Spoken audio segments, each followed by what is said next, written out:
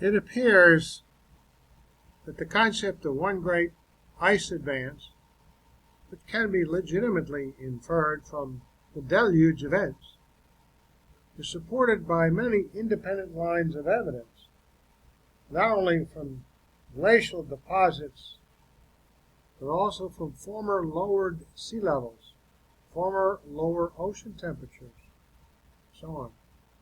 Cesare, Emiliani, Ancient Temperatures, Scientific American, and other evidences of cold climates at lower latitudes. The evidence for more than one glaciation is utterly inadequate. Evidences for multiple glaciations are now being seriously reconsidered by even the orthodox geologists. Further study is necessary to delineate the extent and character of deposits formed since the Ice Age, particularly in the non-glaciated regions. As a general rule, it seems likely that most of the deposits which have been popularly designated as tertiary deposits, that's the geologist's terms or the evolutionist terms, not mine, can be attributed to the waning action of the deluge and subsequent uplifts. Those commonly designated by Pleistocene usually can be attributed to the Ice Age or shortly before or after the Ice Age, and finally those designated as recent can actually be accepted as having been formed after the Ice Age. And finally those designated as recent can actually be accepted as having been formed after the retreat of the ice. Evidence of continental ice sheets cannot be explained by uniformitarianism. And what about the phenomenon from continental glaciation about which so much has been written and so many theories developed? There are many present-day glaciers, of course, and even two great ice caps in Greenland and Antarctica, but nothing occurring in the present is at all comparable to the great ice sheets of the past, which have supposedly molded so much of the Earth's present surface geology.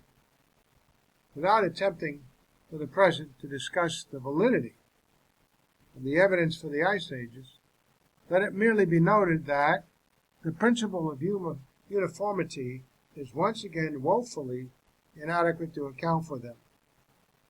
Dr. John Moore states, "The Ice Age has always been a problem for science. While abundant evidence has been found for continental glaciation, the cause has remained enigmatic. Scores of scenarios have been proposed: global cooling, decrease in the sun's intensity, rampant volcanic activity, and so on. But none are truly able to bring about such profound changes, none except the creation proposal, that is. First, let's talk about the nature of the Ice Age and clear up various misconceptions. To start with, the Ice Age was a time when great sheets of ice built up on land. As snow accumulated in extreme northern and southern latitudes, its own weight packed it into ice. And then, because ice is less than rigid, it can flow out from heavy snow accumulation areas into lower latitudes. The glaciers never covered more than a minor portion of the globe. In North America, ice covered much of central Canada and as far as south as Kansas. Weather in the rest of the world was affected, but the areas were not under ice. Some propose that there were several ice ages, from 4 to 60 such ages, each lasting for long periods and separated by vast ages. But the evidence for multiple glaciers is poor. The obvious requirements for ice buildup are more snowfall and less snow melt. But how does this happen? No scheme shackled by the constraints of uniformitarianism. So they have to make up stuff, right? Uniformitarianism means the false notion, in this context, that geological happenings which have been observed in recent history can be used to explain events in the unobserved past. No scheme shackled by the constraints of uniformitarianism can alter Earth's conditions to that extent. And besides, if things get too cold, the air can't contain much moisture, and it doesn't snow much, and so the puzzle remains. A key to more snowfall is more evaporation, and the best way to achieve that is to have warmer oceans. We would also need somewhat warmer winters in polar latitudes to allow for more snowfall, and intense weather patterns to transport the evaporated moisture from the oceans to the continents. And then we need colder summers to allow the snow to accumulate over the years. Everyone agrees that these conditions would cause an ice age, but uniformitarian ideas can't allow the Earth's systems to change that much. Many creationists think that the flood of Noah's day provides the key. As the flood ended, the oceans probably were warmer than today. The pre-flood world had been uniformly warmer, and then, during the flood, the fountains of the Great Deep would have added much heat, as would the tectonic readjustments later in the flood and following it. Tectonic adjustments are deformations such as folding and faulting in the Earth's crust. This warmth would be a continual pump of warm moisture into the atmosphere, thus wet winters. Furthermore, the land surface at the end of the flood was little more than a mudslip. Imagine that, getting out of the ark, and would have reflected solar radiation without absorbing much heat. The large temperature difference between ocean and land, and coupled with strong polar cooling, would cause intense and prolonged storms. Finally, by late and early post-flood times, witnessed extensive volcanism as the Earth struggled to regain crustal equilibrium. This would cloud the atmosphere, bouncing incoming solar radiation back into space, thus colder summers. More evaporation, warmer winters, more intense storms, colder summers. The result?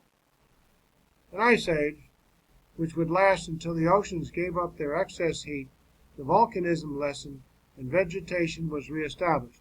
This likely would take less than 1,000 years following the biblical flood. Larry Vardaman states, Introduction. In the 1980s and 90s, considerable emphasis has been placed upon climate and environmental issues in the United States. Much air pollution legislation has been put into force. Long-range climate trends have been observed and predicted. Dire scenarios of dramatic warming with attendant droughts and coastal flooding have been predicted. At the same time, devastating displacements of population centers and agricultural consequences due to a possible new ice age have been presented to the public by other experts. It seems that the scientific establishment and news media have reached a level of hyperactivity or even paranoia. Why has this recent flurry of concern developed in the environmental sciences? This article will attempt to show that one underlying reason has been the interpretation of climate history by uniformitarian processes over supposed millions of years, rather than catastrophic processes over thousands of years. Uniformitarian geological doctrine that existing processes acting in the same manner as at present are sufficient to account for all geological changes, thus denying the possibility of creationism, the flood, and so on. Things haven't always been the same, in other words. An explanation of climatic phenomena by uniformitarian processes requires inherent instabilities in the Earth's atmosphere system, which are thought to be triggered by small initial impulses. Fear of triggering such as an instability has led to an unreasonable regulation of possible pollutants. Oh, so much for global warming. The astronomical theory, the current most popular explanation for the ice ages, suggests that the slight changes in orientation and distance from the sun, which the Earth experiences in its orbit, result in small variations in heating of the Earth's atmosphere. When the heating is reduced, an ice age occurs, and when it is increased, the excess ice melts, and an interglacial period results. Everyone is familiar with the dramatic changes in heating by the sun as the Earth rotates daily on its axis, causing daytime heating and nighttime cooling. Not quite as well understood by many is the annual change in seasons as the Earth revolves around the Sun, because of the Earth's axis of rotation is tilted by 23.5 degrees from the normal to the plane of its path around the Sun.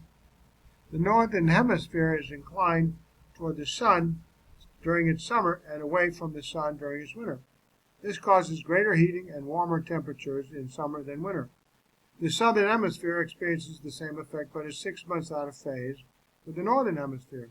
The period of the Earth's rotation on its axis is approximately 24 hours, and the period of Earth's revolution around the Sun is approximately 1 year. Other harmonic variations occur in the orbit of the Earth around the Sun, which are familiar to only a few specialists. The Earth experiences a slight wobble as it rotates on its axis. This wobble, caused by the gravitational attraction between a slightly non-spherical Earth and the Sun, Moon, and planets, has a period of about 20,000 years. By this, it is meant that the small episodic changes measured today imply a cycle of 20,000 years from maximum to maximum. In addition, the precision of the equinoxes, the migration of the positions of the axes of the elliptic path of the Earth around the Sun, also has a period of about 20,000 years. The angle of the Earth's axial tilt varies between 22 and 24 degrees, with a period of about 40,000 years. Another fluctuation is a 100,000-year periodic change in the eccentricity of the annual orbit from circular to elliptic and back again. Each of these small periodic changes, if allowed to experience a full cycle, would cause a small change in heating of the Earth's atmosphere. When the periods of these orbital parameters were compared to the fluctuations in ice sheets and seafloor sediment, thought to have been deposited over millions of years, a correlation was found. Spectral analysis of about a dozen seafloor sediment cores in the equatorial Pacific Ocean found peaks at 19,000, 3,000, 41,000, and 100,000 years. The first three peaks matched the periods for wobble, precision, and tilt, which most strongly affect solar heating. However, the strongest cycle in the sediment record occurred at 100,000 years, which corresponds to the period of the eccentricity, the weakest influence on solar heating. Because of this correlation, many paleoclimatologists believe the astronomical theory has been proven, except we know that there hasn't been proven how old the Earth is. Nevertheless, several major weaknesses in the theory remain. They just correlate and lie. Correlate and lie.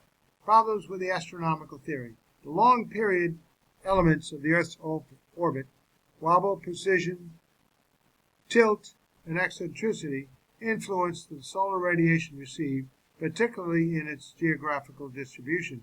However, the total heating due to solar radiation integrated over the entire globe annually only varies significantly with eccentricity. Since the total heating due to the eccentricity varies by less than 0.2%.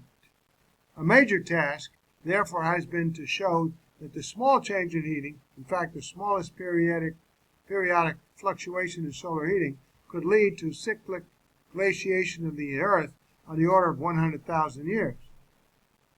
Yep, lie and correlate. The climate state of the Earth is not a simple function of total solar heating. It also appears to be dependent on the distribution by latitude. The Earth modulates solar heating by reflection, retention, and redistribution of received energy. A complete theory for the interaction of these effects has not been developed after all these years.